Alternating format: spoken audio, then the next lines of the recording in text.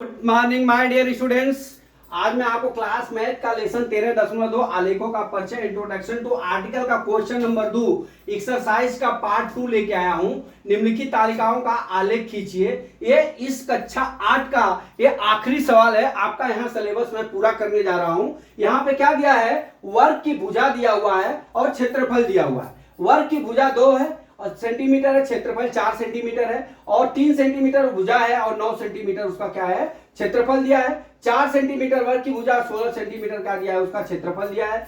5 centimetre वर्ग की भुजा और 25 सेंटीमीटर क्या दिया हुआ है, उसका क्षेत्रफल दिया है। और 6 सेंटीमीटर जो है उसकी भुजा दी हुई है और क्षेत्रफल कितना दिया हुआ है, 36 सेंटीमीटर। अब देख लीजिए, अब हम क्या करते हैं, हमने आपको बताया है कि पहले सबसे पहले ग्राफ बना लेते हैं।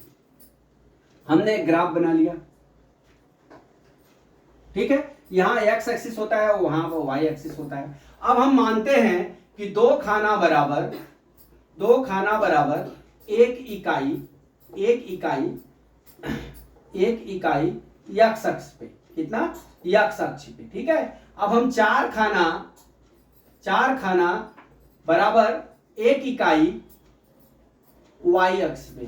कहने का मीन्स ये है कि जब भी हम इन आंकड़ों को यहां प्रदर्शित करेंगे तो जब एक्स एक्स पे दिखाएंगे तो 2 खाना छोड़ेंगे और जब वाई अक्ष पे दिखाएंगे तो 4 खाना छोड़ेंगे। आप इस मात्रा को कुछ भी ले सकते हैं, बराबर।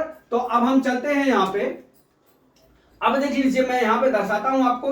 पहले 0 है, फिर क्या दिया है 2, फिर क्या दिया है 3, फिर क्या दिया है 4, फिर क्या दिया है 5, फिर क्या दिया है 6। हमने 2-2 खाने छोड़ के हमने एक्स अक्ष पे क्या दिखा दिया, हमने वर्ग की भुजा दिखा दिया। क्या दिखा दिया, वर्ग की भुजा, ठीक है। और क्या दिया है, अब वाई अक्ष पे हम क्या दिखा देंगे, क्षेत्रफल दिखा देंगे। क्या दिखा देंगे हम यहाँ पे, क्षेत्रफल, ठीक है। अब क्षेत्रफल हो गया। अब क्या है, यहां पे 4 है, ठीक है। अब देख लीजिए, हम यहां से 4 लेते हैं, 8 लेते हैं, इस तरह से हम एक माप बना लेते हैं, ठीक है। तो 4-4 के अंतर पे कर लेते हैं, 4 नहीं तो यहां पे आप ऐसा करिए कि 4 5, 4 चलिए 4 लिखते, 4 यहां पे क्या हो गया हमारा 9, यहां पे कितना हो गया 16, यहां पे कितना हो गया 25, यहां पे कितना हो गया 36 हो गया, ठीक है। अब देख लीजिए, इसका आलेख बनाना है। तो अब देख लीजिए, अब यहां पे 2 पे 4 है, 2 पे 4 लिख कर दिया। अब 3 पे कहां चला गया, 9 हो गया यहां। फिर 4 पे कितना हो गया, 16 हो गया। फिर 5 पे कितना हो गया, 25 हो गया। और फिर 6 पे कितना हो गया हमारा, 36 हो गया। अब हमको देख लीजिए, ये सीधी रेखा प्राप्त नहीं है, सीधी रेखा प्राप्त नहीं हो रही है, ठीक है। क्योंकि सीधी रेखा प्राप्त, यहां पे 5 6 आ गया, यहां पे आएगा, और 5 आएगा तो यहां पे आएगा, ठीक है। अब हमको एक सीधी रेखा प्राप्त नहीं होती है, इस तरह से रेखा प्राप्त होती है, देखिए, ठीक है। इस तरह से रेखा प्राप्त होती है। तो ये हमारा क्या हो जाएगा, ये सीधी रेखा नहीं है, तो ये आलेख नहीं क्षैतिज, ये रैखिक आलेख नहीं है, ठीक है। क्या है, ये रैखिक आलेख नहीं है। यहां पे लिखेंगे कि यह रैखिक आलेख नहीं है।